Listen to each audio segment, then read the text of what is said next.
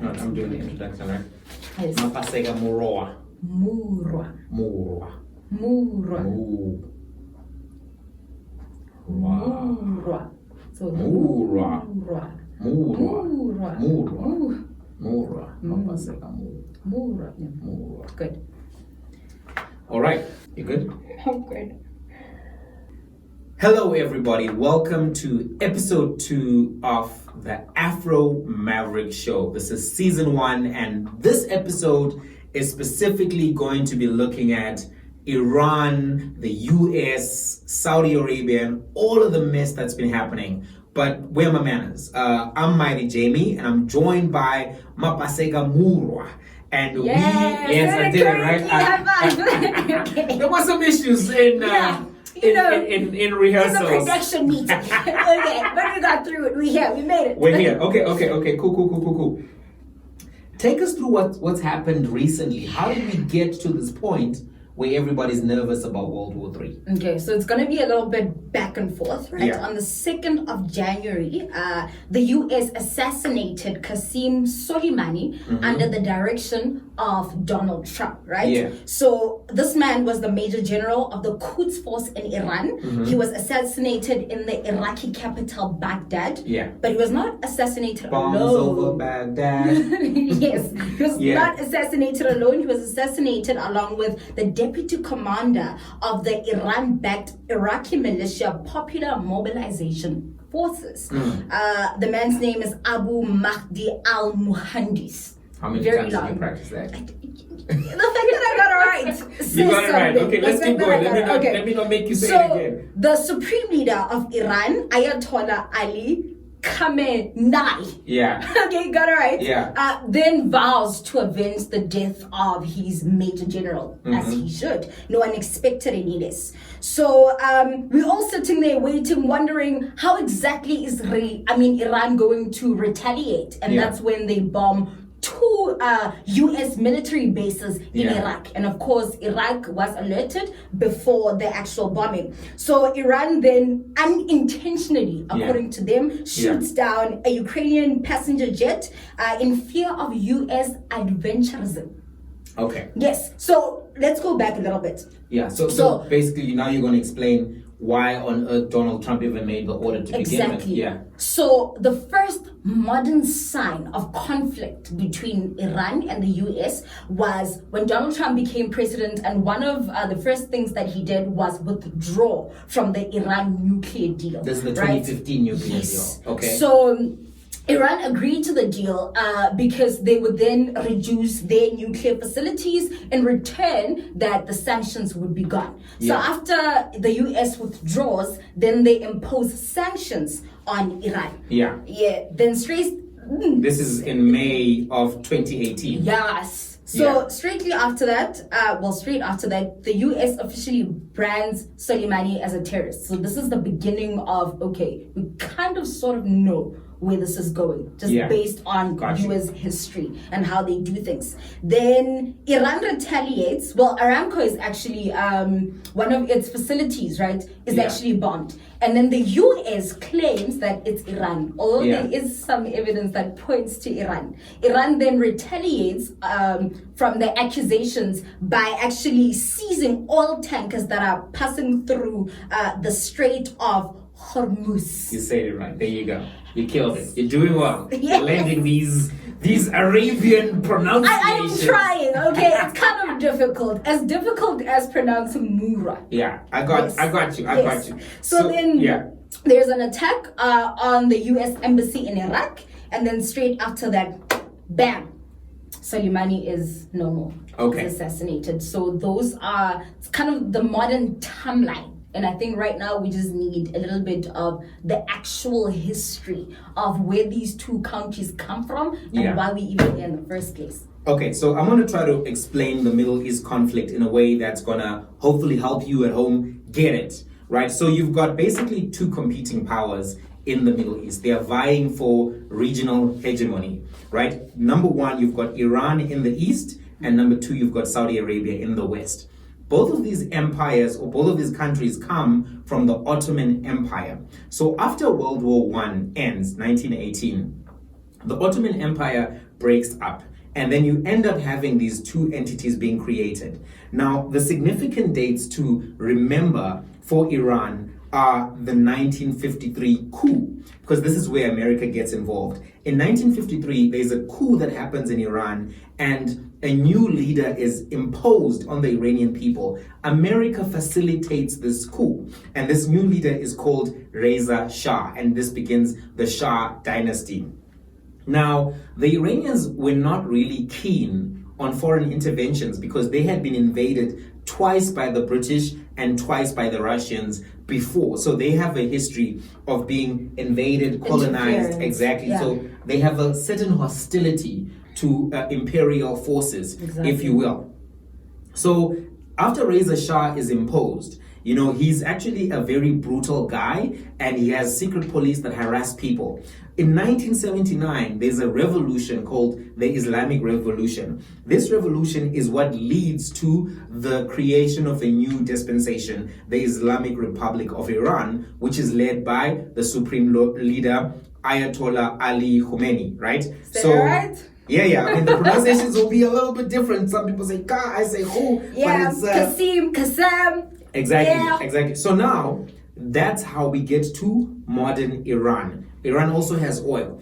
On the other side, you've got Saudi Arabia. In Saudi Arabia, the House of Saud basically takes over this particular space and becomes the ruling monarchy there. And this is in 1932, first date to remember.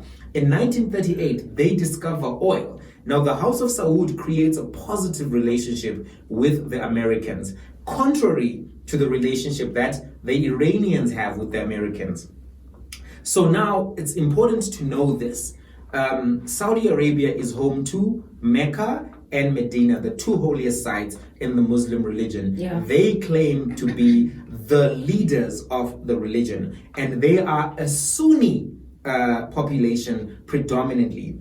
On the other side, however, in Iran, you have a Shia population, and they claim to have the legitimate right as well to being the leaders of the religion. This is why you often hear of the Sunni Shia divide. Now, after 1979, the Ayatollah in Iran challenges the positionality of Saudi Arabia, and then they come to loggerheads. So this is where the beef comes from. In 1980, Iraq, which is in between these two countries. So remember, I said you've got to the east, which one is my east? This is our east, right? Yes. So to the east, you've got Iran. To the west, you've got... Well, I hope so, because... No, it's the other way around. Yeah, it's west and east. Yeah, exactly. Actually. Yes. Exactly. So this side, you've got Saudi Arabia. This side, you've got Iran. And then in between, you've got Iraq, right? So, which is like the buffer. Acting as a buffer. Basically, yeah. So Iraq attacks Iran, trying to get oil, trying to become the regional hegemon. What then happens in that instance is that they have a war for 8 years, and it's basically a stalemate from 1980 to 1988. In that war, Saudi Arabia begins to support Iraq when they view Iraq as having a risk of losing the war, because obviously the confrontation, they didn't want Iraq to become part of Iran. Their fortress. Exactly. So they use it as a buffer that they had to maintain. Yeah. All of this exacerbates the divisions. So now you can begin to see that you've got a situation here where you've got Iran on the one hand and Saudi Arabia and America on the other hand. After the seizure of Iraq in 2003 by the Americans on the pretenses of there being weapons of mass destruction, Iraq then becomes a site of a proxy war. And in fact, there are many proxy wars which are being held in the region with Iran and Saudi Arabia fighting, and also America. One of which is Syria, another one is Yemen, and the other one is Iraq. In all of these places, there are different militias which are being supported by either Saudi Arabia or by Iran. And this is the source of all of the consternation and conflict in that particular region. That's the backstory. Yeah. That's how we get to this particular point. Obviously, we've discussed the recent events, and now we've given you the, like modern history since basically post-World War II. That's how we get here. Yeah, basically. Yeah. So I think what's important to note is that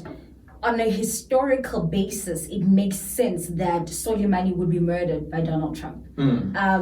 Because we know that whoever that is sort of the ISIL in the Middle East gets terminated, right? Yeah. But I think specifically and especially because it is an election year in the US. So Donald Trump has been in this competition with Barack Obama's legacy in terms of who has killed the biggest terrorist. Okay, Soleimani, al-Baghdadi was killed, and he's definitely, a bigger terrorist than Bin Laden. So I believe that this was another way to solidify his campaign. Right, for this year, for the run for the campaign. So who wins this exchange as far as you can make out right now? The first 10 days of January have basically been hectic. But who wins? Did Iran come out the winner in this exchange, or did Donald Trump actually emerge as the winner? What are your thoughts? Donald Trump destroyed the strategist behind the military of Iran. That for me is the way. Their foreign policy was all going through the coups, wrapped up the in forces. Of course, it can't be one man who's thinking of everything, but he was the leader. He was a role player. Okay, he was definitely a strategic player. Do you know what I mean? Exactly. So I think that yes, Iran bombed the 2 military bases in Iraq, but they can always regroup and find a way. Also, they gave them so much notice. It looked like Iran was trying to save face because the global community thinks that Iran is hardcore. Iran is just going to come in there and they're going to F shit up, basically. And that's not what Iran was trying to go for, because they've been facing internal protests, their economy is weak, and they basically didn't want to have a head-to-head war with the United States of America because the intervention of Russia and China was not promised. They got their own problems, they're still playing their own strategic chess game. Nobody was ready to really go to bat for Iran. So that's one thing. I actually think that Iran actually came out with the L here. And I'll tell you why. Initially, it looked like a draw.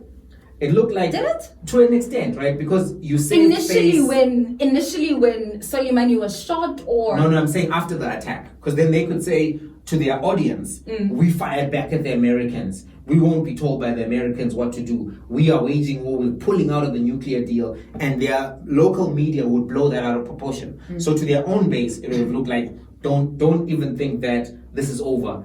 It's kind of like a draw, right? But now, because of the report of the Ukrainian airplane being hit, I think that their global favorability takes a bit of a back. Because it looks like you're unprofessional, right? In your military operations. One, you cleared the plane for takeoff, knowing that you guys are going to be firing rockets at Iraq at the same time. You kill 186 people, and then initially you lie about it, and then a little bit later you come back and say, no, hang on, we weren't actually telling the truth. What we admitted now, it was a mistake, it was inadvertent on our part. Only after Canada, the UK, and several other intelligence agencies say, look, we have satellite data, we've got video, we've got a lot of information proving that you guys did it. Do you know what I mean? So I don't think that Iran can walk away from this particular exchange claiming to have the upper hand. I actually think that Trump now can go and say, I killed Baghdadi, I killed Soleimani, I controlled the Iranian response, and now they know not to mess with me. So going into his election year, I think that he comes out looking better than he did when everyone was assessing whether or not they should have killed Soleimani to begin with. Okay, now the question of World War III. We know that in terms of military strength, the US is of course number 1.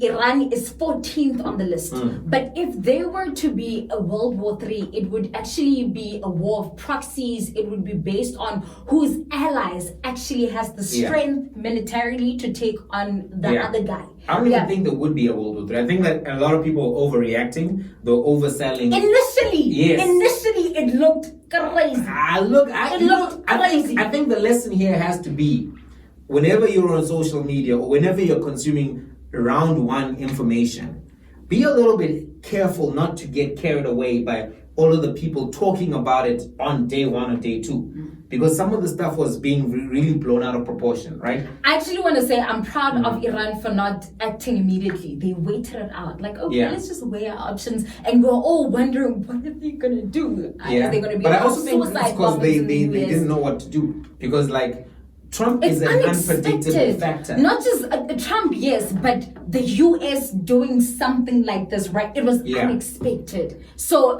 I think it's fair that they would need time to think about what to do next.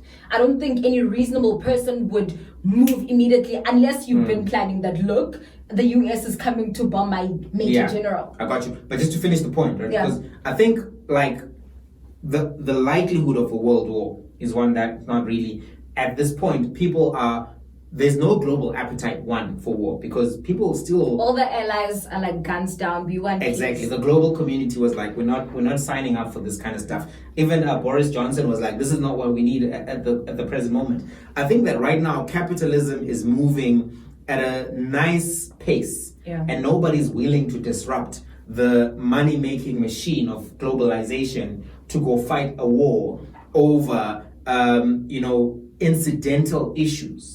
Do you understand what I mean? Obviously, everyone needs oil, and the oil must flow. But even going to war in that region would disrupt oil transportation, because 20% of the oil is going through the Strait of Hormuz. Because the basis of this conflict is oil. Yeah, exactly. So I don't think there's appetite for war. I don't think that there's appetite for war in that particular region. And I don't think that we should be overly concerned at this particular moment about a global war. I think that kind of, just relax on that. It's not going to happen. That's not to say that the issues in that region are not big, because you do have two other strong armies in that region. Yeah. You have Saudi Arabia. They have been procuring military weapons from America for a very long time.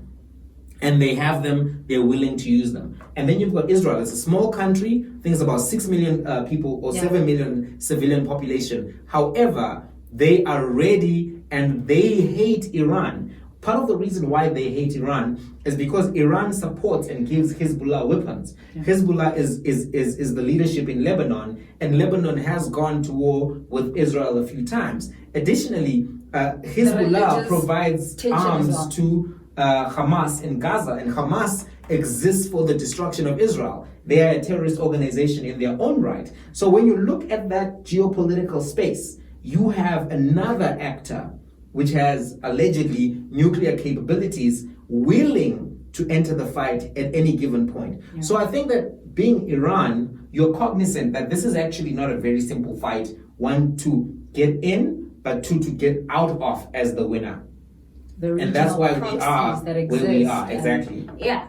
So I think it's a very interesting one. World War III at this point, for me, based on... Were you worried? Did you sleep? Look, I slept. Yeah. But I was like, what the hell? Did you sleep now with your phone with the notifications on, just in case? Not even I'm in South Africa. We're a very peaceful country. Although the ANC was like, we condemn this, but it was really peaceful for me. I just think at the end of the day... ANC, please just because also, wait, let other countries speak first before you jump in, you're not militarily, we just don't have the power to be... We've got Mabenas in the army. We don't need... Mabena is literally in the army. He's a real person. He's a real soldier. He's a real... But yeah... Mabena is not ready to go to know Iran to fight in the Persian Gulf. Absolutely not. Yeah. Mabena's not ready. I was trying to get to this point, that the way that Iran retaliated, that for me was like, we are not going to war. Yeah, everyone. And then they were like, we're concluding. Yes. This was self-defense. All of that rhetoric just indicated that we're not about this fight. Also because the way they retaliated was sort of a way to drive the US out of the region. Yeah. So they made it a regional fight. Yeah. Bombing Iraq. I mean, Iraq is kind of like hands in the air. Oh my gosh. But the interesting thing is that there's now protests in Iraq saying that they don't want both Iranian and American involvement. But the reality is no one is going Because why anywhere. make our country a battleground? That's what they were saying. And Iraq is not really coming to the party to defend they don't have capacity. its soil. They don't have capacity right now. They need to stand up and say something. They don't have capacity. You can't just be like, oh yeah. I got you. So I'm gonna ask you, last take. What are you expecting from the region, from this particular conflict? Is it going to like, just obviously we're speculating here, but what do you think is going to happen? Look, I think Donald Trump, although he backtracked, like, oh no, we don't want the war. Yeah. I think maybe to teach Iran a lesson just a little bit, he might retaliate for that. Yeah. Although he said, you know what? Well, let's put new sanctions, the additional sanctions. But I think he might want to do something more, a little bit more Donald Trump-ish. Yeah. Just to show that, look, I'm here, I'm president, and you can't just play around like that. In terms of Iran, look, I would hope that they would think of another pragmatic step, right? To actually directly in the US something. Just to show that, look, we're not here to play. We've got actually the nuclear power to be, or to at least compete to be the superpower. Yeah. But I think also enlisting an ally to act on their behalf. Maybe hypothetically speaking in North Korea. That would be a Trump, which is unlikely. Russia, more but, likely, yeah. More likely Russia. But I think North Korea would be a nice addition. North Korea factor. The fight, But look, this is what I think is going to happen, and we'll have to observe together whether or not it went down like that. This video will be online, we'll see. So I think that, number one, Iran is not going to push much further in terms of with the tactics that they've been using in the Persian Gulf, you know, with the seizing of tankers. etc. I don't think they're going to push for that because their reputation is a little bit tarnished because of the rocket. Number two, I think that they're going to try to be sensitive around the election year. So you don't want to push Donald Trump when he has a lot to lose and a lot to fight for. I think that they're going to try to wait it out to see whether or not they'll have a different person to negotiate with post-November. So I think a lot of people are playing that waiting game, China too. I do think that Donald Trump, though, is going to try to push for a renegotiated nuclear deal with Iran. So he's going to try to push Russia and China, as he said, to pull out of the, what is it called? Joint Comprehensive Plan of Action, which is, he just abbreviates it to JCPA. But it's the Joint Comprehensive Plan of Action. That's the 2015 Iran nuclear deal. Exactly. But now you're learning, right? Joint Comprehensive Plan of Action, JCPOA. There you go. But I think he's going to try to renegotiate that. Why do I think that? There's precedence. When Trump came in, he basically canceled NAFTA, which was the North American Free Trade Agreement, and then he renegotiated to get the US-Mexico trade agreement, which is a different agreement, a little bit stronger protections for America in terms of automobile sector, but otherwise a similar agreement to NAFTA. So I think that that's what he'll try to do, so he can come back and say, I got a better deal than Barack Obama did. Because he's always trying to one up. Yeah, but I don't think that Iran will play along. So I think that they'll play delaying tactics. But I don't anticipate that we Which will they have to, and it's quite smart to delay. In 2020, delay is better than confrontation, I think. But I think we're out of time. Are we out of time? Oh, we are. We should be. We're not. I feel like we're not. We've been out of time. It was supposed to be 10 minutes, but here we are. Yeah. So hopefully you're enjoying these conversations. We love having them. We hope you love listening. If you want to take part, the comment section is there for you. Like, subscribe, do the thing, and we'll catch you in the next one. And we'll try to be, consistent. Time conscious, consistent. And cover a wide range of topics. So this is like, think about it as a channel that goes global to local. So we're not going to like preclude you from some content. And I'll tell you one thing is that sometimes when you're on TV, you don't get a lot of time to dive deep into a lot of these topics because they got 5 minutes, they got 10 minutes, they got to go to the next thing. And we're going to try to give you that content unfiltered, unlimited. There's no editor here preventing us from saying a particular thing. So we'll try to keep it real is what I'm trying to say. Very dangerous. Yeah, so what can they look forward to from the Afro Mavericks? From the Afro Mavericks, a whole lot of authenticity. Authenticity, that's important. Yeah, Pan-Africanism. Pan-Africanism, that's important. A lot of topics that are from the continent. Yeah. What about spice? Is there going to be spice? Africa, no, we don't do spice. No spice. No spice. I like spice. We keep it real. I like rinsing though. No spice. He wants masala, but we no. You're gonna get some spice. I'm gonna provide the spice. I'm gonna provide a whole what is this place called? I'm gonna provide Chennai. Chennai province. Not masala. India. I'm bringing Anyways, thank you. Not what Chennai Punjabi? Yeah, Punjab? I think now if we continue, we're gonna. We're gonna have problems. We're gonna get But canceled 10 okay. years from now. Alrighty. See you later. It's been amazing, guys. Catch you in the next one.